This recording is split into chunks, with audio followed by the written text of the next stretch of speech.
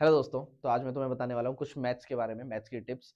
पहले तो मैं होप कर रहा हूँ कि तुमने पहले से अच्छे से प्रिपरेशन कर ली है, तुमने सारी तैयारी खत्म कर दी है। और अब जो तुम प्रिपरेशन करने वाले हो और अब जो तुम तैयारी करने वाले हो, वो लास्ट और टॉप एंडिंग की तैयारियाँ हैं, है ना? इसका मतलब ये कि तुमने कैसे मर्ज़ी पढ़ाई करी है, जो भी चीज़ें पढ़ी हैं, जो भी रिसोर्सेज़ यूज़ करे हैं, वो सब अब कुछ इम्पोर्टेंट नहीं है। अब सिर्फ़ इम्पोर्टेंट है कि आपने कितनी प्रिपरेशन करी है और आपने कितनी तैयारी कर ली है ना? तो अब मैं तुम्हें समझाने की कोशिश कर रहा हूँ कि आप एग्ज़ाम टाइम पर क्या कर सकते हो या फिर लास्ट मिनट्स में आप क्या कर सकते हो अभी और एग्ज़ाम में बैठने के बाद आप क्या कर सकते हो, ठीक है?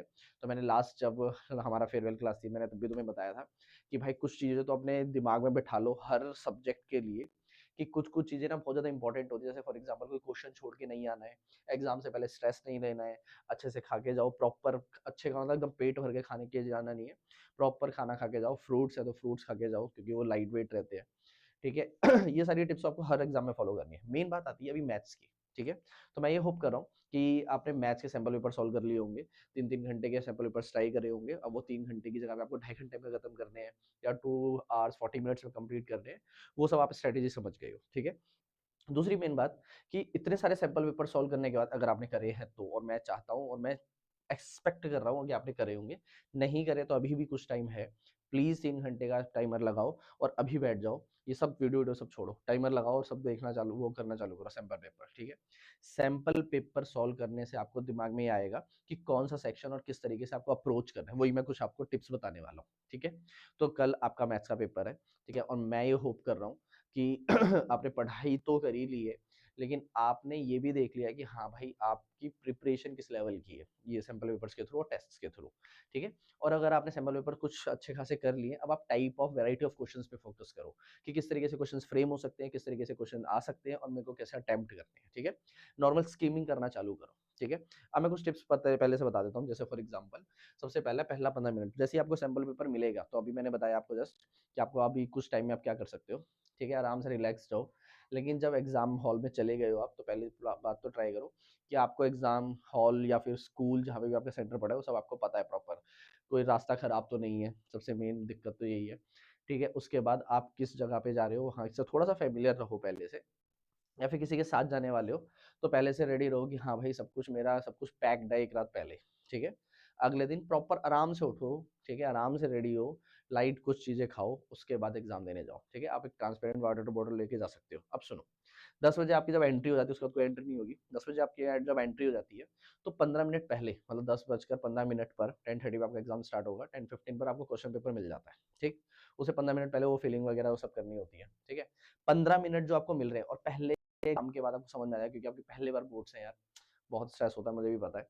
लेकिन ऐसे कोई हुआ नहीं है कि नहीं भाई बोर्ड्स है तो क्या ही हो जाएगा, ऐसा कुछ नहीं है। नॉर्मल एग्ज़ाम है, बस दूसरी जगह पे एग्ज़ाम पड़ रहा है और थोड़ा-सा आपको इसकी वैल्यू समझ में आनी चाहिए, बस ऐसा है, ठीक है? तो 15 मिनट में ना अब देखो डिफरेंट अप्रोचेज़ है, मैंने क्लास में भी बताया था आपको फेयरवेल, नॉर्मल क्लासेस में भी बताया है। 15 मिनट की अप्रोच अब आप सैंपल पेपर कितने करे उससे पता लगेगी। इसलिए मैं बोल रहा हूँ कि अभी भी नहीं करे सैंपल पेपर तो अभी सैंपल पेपर करो, ठीक है? तो सैंपल पेपर से आपको ये समझ में आ गया होगा कि आपको ये टाइम किस लिए यूज़ करना है, ठीक है? इस टाइम में आपको क्वेश्चंस मार्क करने हैं। क्वेश्चंस मार्क करने का मतलब है जैसे फॉर एग्जांपल अब आपके और वाले क्वेश्चंस आएँगे, ठीक है? मैथ्स में आपके 5 सेक्शन आने वाले हैं, ठीक है? तो उसमें अंदर इंटरनल चॉइस में और वाले क्वेश्चंस होंगे। तो आपको कौन-सा वाला क्वेश्चन करना है, 15 मिनट में आप ये कर सकते हो, ठीक है? और पूरा पेपर देख सकते हो कि कौन-कौन से क्वेश्चन किस-किस तरीके से मैं अटेम्प्ट करने वाला हूँ। या फिर आप एमसीक्यू सॉल्व कर सकते हो कि सब कुछ छोड़ो भैया मेरे को पहले एमसीक्यू सॉल्व करना है। अगर वो नॉर्मली हो रहा है, मेरे हिसाब से मैथ्स में ये सारी स्ट्रैटेजी वाली चीज़ें यूज़ नहीं होती है, क्योंकि उसमें सॉल्व करना पड़ता है और आप पेन यूज़ नहीं कर सकते उन 15 मिनट्स में। तो ये तो थोड़ा सी स्किप कर दो या फिर ये देख सकते हो कि क्वेश्चन कौन-सा क्या नाम है सेक्शन है जो आपको लग रहा है कि हाँ, ये अभी मेरे लिए सही है, तो पहले मेरे को ये अटेम्प्ट करना चाहिए।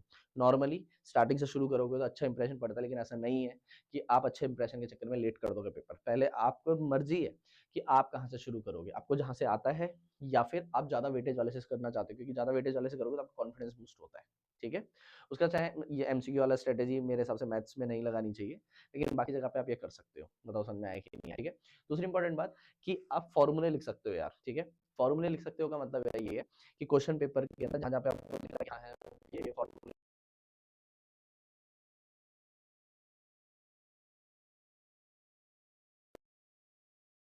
क्योंकि मिट जाएगा वो, क्योंकि इन्विजिलेटर अलाउ नहीं करता है। लेकिन आप पेंसिल यूज़ कर सकते हो उसके बाद मिटाने के लिए। ठीक है? तो आप क्या कर सकते हो, छोटा-सा बना सकते हो कि भाई मैं ये वाला क्वेश्चन सॉल्व कर रहा हूँ, इसकी ऐसा यूनिट यहाँ पर है, या फिर आप नॉर्मल अंडरलाइन कर दो, कुछ मत करो, सिर्फ अंडरलाइन कर दो, क्योंकि क्वेश्चन जब पढ़ने आओगे बाद में, तो आपको पता रहेगा अंडरलाइन है, इसका ऐसा यूनिट का चेंज करना है। बताओ समझ में आ रहा है कि नहीं आ रहा है? तो ये 15 मिनट आपको इस तरीके से यूज़ करनी है, ठीक है? दूसरी बात, अब रफ पेज के इम्पोर्टेंट है। रफ पेज के लिए आपको मैथ्स हो गया, साइंस हो गया, इन सब में तो रफ पेज आपको चाहिए ही चाहिए। तो रफ पेज के 2 तरीके हैं, या तो आप जो आंसर लिख रहे हो उसके साइड में आप बना लो, उससे ज़्यादा अच्छा तरीका होता है लास्ट में जाओ, ऊपर पहले से रफ वर्क लिख दो, ठीक है? लेकिन अब वो रफ वर्क लगना भी चाहिए, इसीलिए वहाँ पे पहले से क्रॉस लगा दो। समझ में आ गया? मतलब अपने आप ही पहले से क्रॉस लगा दो। अगर आपको साइकोलॉजिकली लगता है कि ये क्रॉस है तो मैं ध्यान नहीं देता, तो आप बाद में लगा देना, लेकिन आपको याद रखना पड़ेगा वो। लेकिन पहले से क्रॉस लगा दोगे तो कोई टेंशन नहीं होगा। रफ वर्क लिखा हुआ है, वहाँ पे क्रॉस लगा हुआ है, तो आप बाद में भूल भी जाओगे कुछ, तो पहले से वो टीचर मार्क करेगा कि हाँ भाई ये रफ वर्क है। समझ में आ गया? ऊपर रफ वर्क सही से दिखाई नहीं दे रहा, क्योंकि आपकी कैलकुलेशन क्या पता वहाँ तक पहुँच जाए, तो वो रफ वर्क उसको मार्क नहीं मिलेगा, तो वो दिक्कत करेगा। समझ में आ रहा है? इसे रफ वर्क लिखकर एक क्रॉस लगा देना, 1 या 2 क्रॉस लगा दो, वो बहुत इंपॉर्टेंट है। जैसे कहने का मतलब ये कि मान लो फॉर एग्जांपल आपकी जो आंसर शीट है, वो कुछ इस तरीके से, ऑब्वियस सी बात, वो हॉरिजॉन्टल होती है, ठीक है? तो आपकी आंसर शीट कुछ इस तरीके से है, तो आपने ऊपर पहले से रफ वर्क लिख दिया, ठीक है? रफ वर्क, और उस पर एक क्रॉस लगा दिया। 1 लगाना है या 2 लगाना है वो आपके ऊपर है, और यहाँ पे पहले से मार्जिन होता ही है, आपको पता ही होगा। बताओ समझ में आ रहा है कि नहीं आ रहा है? ठीक है? लेकिन अगर ऐसा नहीं करना, अगर आपको हर आंसर उस पे करना है, ठीक है? मतलब कभी-कभी जल्दी-जल्दी कैलकुलेशन करनी है, तो इधर मार्जिन तो पहले से ही होता है, एक मार्जिन इधर खींच के ऊपर से पहले से लिख दो रफ वर्क। समझ में आ रहा है? लेकिन वहाँ पे भी आपको क्रॉस लगाना पड़ेगा कि हाँ भाई मैंने यहाँ पे क्रॉस लगा दिया है। लेकिन ये बार-बार हर पेज पे करना is not good, not possible, क्योंकि स्केल से लाइन खींचो, ये सब करो, बहुत दिक्कत है। सीधा लास्ट पेज पे जाओ, सबसे बेस्ट काम है ये। समझ में आ गया? एक और पेज यूज़ करना है तो पहले वहाँ पे रफ वर्क लिख दो, एक क्रॉस लगा दो और उसका सॉल्व करना चालू करो। ये बहुत इंपॉर्टेंट पॉइंट है, ठीक है? उसके बाद आपके 5 सेक्शन आने वाले हैं, ये तो मैथ्स में आपने मॉक टेस्ट करे हैं या फिर टीचर ने आपको संजय भी आया कहीं से भी, आपको पता ही लग गया होगा कि भैया ये सब बहुत इंपॉर्टेंट है।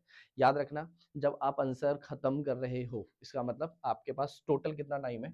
आपके पास टोटल 180 मिनट्स है। मैंने इसीलिए आपको बोला हुआ है कि भाई 180 मिनट्स की जगह पे ट्राई करो कि वो 150 मिनट्स, क्योंकि मैं जो टेस्ट ले रहा था, स्पेशली साइंस के जब मैं टेस्ट ले रहा था, मैं आपको बार-बार बोल रहा था 150 मिनट्स में खत्म करना है, या ज़्यादा से ज़्यादा 160 मिनट्स। ठीक है? इस टाइम में आपको खत्म करना है, क्योंकि जो 20 मिनट है, उसका बहुत यूजेस बताया है मैंने, बहुत बार बताया, अभी भी बताऊँगा। लेकिन वो जो 20 मिनट है, उसका वन ऑफ द यूज़ यही है कि आप सारी एसआई यूनिट्स देख लोगे कि आपने सारी एसआई यूनिट्स सही से लिख ली है कि नहीं। आपने हर क्वेश्चन के अंदर फॉर्मूले लिखे हैं कि नहीं, फॉर्मूला लिखना इज़ वेरी इंपॉर्टेंट। अच्छा, उसके बाद हर क्वेश्चन लास्ट में स्टेट, फॉर एग्जांपल किसी कैरेक्टर को बोल दिया उसने कि एक्स नाम का बंदा है, वो ये स्वीट शॉप पे गया, उसने ये करा, ठीक है? तो उसने कितनी खरीदी फॉर एग्जांपल, तो लास्ट में आप लिखोगे कि उसने इतनी स्वीट्स खरीदी, या फिर गुलाब जामुन वाला क्वेश्चन आता है फॉर एग्जांपल, तो उसमें गुलाब जामुन में ये इतना-इतना शुगर सिरप है। तो स्टेटमेंट एंड में लिखना इज़ वेरी, वो कंक्लूड करता है एक तरह से।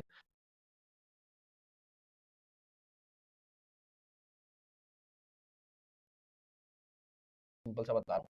अगर आप कंफ्यूज देखो, ये थोड़ा सा है क्या छोटा सा, है ना? अगर आपको कंफ्यूजन है और आप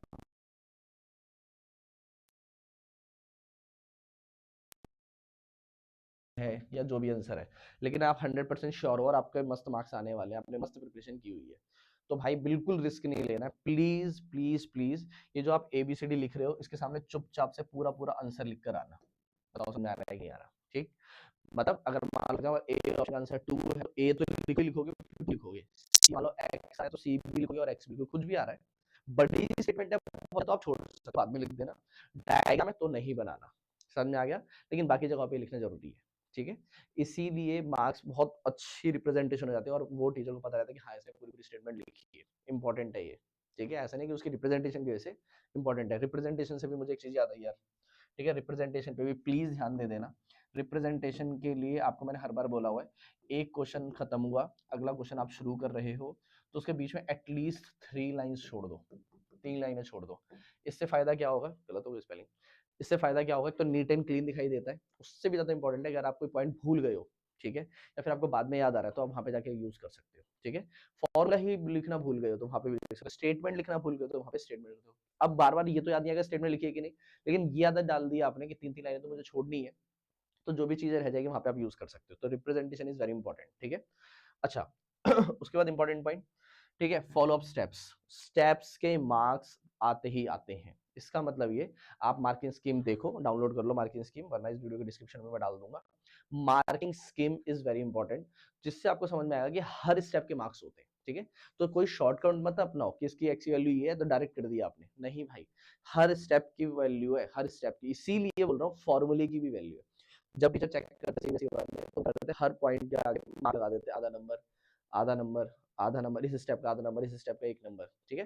फिर एंड में टोटल होता है, इस तरीके से चेक होता है। तो इसीलिए आपको स्टेप्स पे बहुत ज्यादा ध्यान देना है, कोई भी स्टेप मिस नहीं होना चाहिए। डांस लगा लो, डांस स्टेप मार्क्स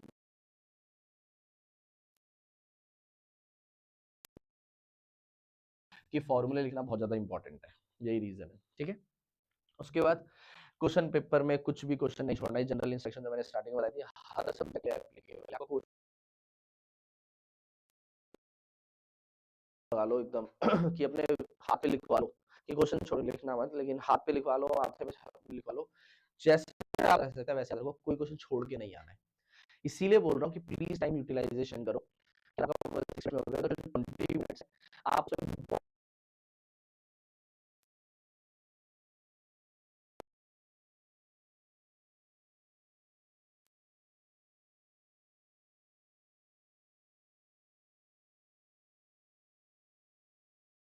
समझ रहा है, मतलब ये नहीं होना चाहिए किसी केस में कि कुछ छूट गया, ये तो बिल्कुल नहीं होना चाहिए। क्वेश्चन पेपर लेंदी नहीं आता, याद रखना कुछ बच रही है, हाँ ये लेंदी हो, डिपेंड्स कि आपने कितना से लिखा है।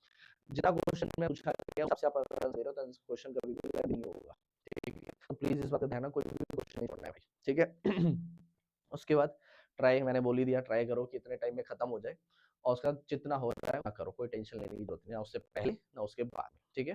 पेपर खत्म हुआ जैसे 1:30 बजे घंटी बजी, पेपर सबमिट करो और भूल जाओ। बाहर निकलते समय चेक भी नहीं करना है किसी से, क्योंकि पहला पेपर पहली बार ऐसा हो रहा है, मैथ्स का है, नॉर्मली इंग्लिश का पेपर होता है, समझ में आ रहा है। तो आपका पहला पेपर ही इतना बड़ा तगड़ा वाला डाल दिया, तो आपको इसीलिए मेहनत करनी पड़ेगी उस हिसाब से। तो इसलिए मैं अभी बोल रहा हूँ कि पेपर से बाहर निकले और भूल जाओ, आपका मैथ्स का पेपर था भी अभी, समझ में आ गया। आप बस ये ध्यान रखो कि अब मुझे घर पे जाके आराम से रेस्ट करना है और फिर शाम से तैयारी करनी है। उस दिन क्या कर सकते हो, जिस दिन मैथ्स का एग्जाम हुआ उस दिन घर पे आओ, आराम से रेस्ट करो, बताओ कि हाँ पेपर कैसा गया, बस बात खत्म, अच्छा गया तो अच्छी बात है, नहीं गया तो और अच्छी बात है, क्योंकि अगले पेपर में आप और मोटिवेटेड रहोगे। फिर शाम को उठो और मार्क करो कि अगले पेपर को मैं कैसे प्लान करने वाला हूँ। अब आपको एक पेपर का एक्सपीरियंस भी है, तो आपको जीरो एक्सपीरियंस है, अब आपको एक पेपर का एक्सपीरियंस भी है कि इस तरीके से चीजें चलती हैं, है ना। उसके बाद अगले पेपर की तैयारी करो। अगला पेपर आपका इंग्लिश है, उसके बाद साइंस है, खत्म कर ही लेंगे भाई। लेकिन आप ये बस दिमाग में बैठा लो, समझ में आ रहा है मैं क्या बोल रहा हूँ, तो इस चीज को फॉलो करो।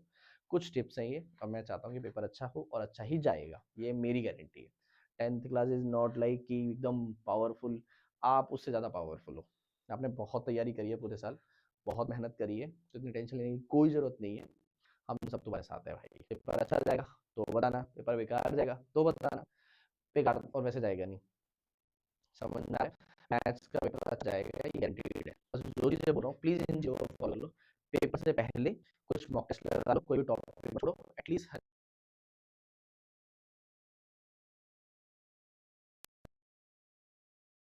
उसमें से देखो, वैरायटी ऑफ क्वेश्चंस देखो कि किस और फ्रेम करें।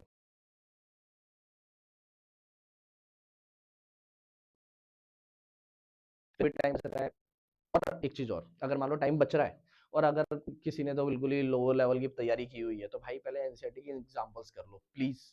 जाओ और एनसीईआरटी के एग्जांपल कर दो सारे। तुम्हें लगता है उसमें से आएगा, नहीं आएगा वो बाद में देखेंगे, उसमें से आएगा। वैल्यूज चेंज होगी लेकिन आएगा वहीं से। इसलिए अगर आपने तैयारी नहीं करी है तो प्लीज एनसीईआरटी के एमसीक्यू, वो सॉरी, टेक्स्ट और इंटेक्स्ट क्वेश्चन एग्जांपल्स सब कर डालो। अभी आपको इतना टाइम थोड़ा बहुत तो है ही, मेन मेन चैप्टर कर लो, ठीक है। बाकी बाय बाय, ठीक है, अगले पेपर से पहले। और बाकी हम साइंस में तो करेंगे ही तैयारी, ठीक है। Good luck, all the best. बस अपना ध्यान रखो, ठीक है, अच्छे से जाना सुबह मॉर्निंग में। सारी चीज़ें प्लीज़ एक रात पहले प्रिपेयर कर लेना, एक रात पहले मतलब आज रात में प्रिपेयर कर लेना कि ये चीज़ें कल लेके जानी है, ठीक है। आपके पास याद रखो पेन होने चाहिए, ब्लू पेन एक्स्ट्रा रख लो, ball pen, blue ball pen extra रख लो, 2-3 रख लो, ब्लैक पेन रख लो। उसके बाद आपको स्केल ये जो भी चाहिए आपको, रूलर वगैरह ये सब रख लो। उसके अलावा आपको कुछ नहीं चाहिए, पानी की वाटर बॉटल ले जा सकते हो, और पाउच है और वाटर बॉटल ट्रांसपेरेंट है तो ज़्यादा अच्छा है, ठीक है। और सबसे इम्पोर्टेंट आपका एडमिट कार्ड, हो सकता है आपके स्कूल वाला एडमिट कार्ड भी मांगे वो कंपेयर करने के लिए, या फिर कोई गवर्नमेंट आईडी, आपका आधार कार्ड वगैरह कुछ ऐसा। तो इन 3-4 चीज़ों के अलावा आपको कुछ चीज़ों की जरूरत नहीं है, कुछ नहीं लेके जाना, समझ में आ गया। और मस्त पेपर जाएगा, ठीक है। बाय बाय, मिलते हैं, ठीक है। अच्छे से पेपर दो, गुड लक।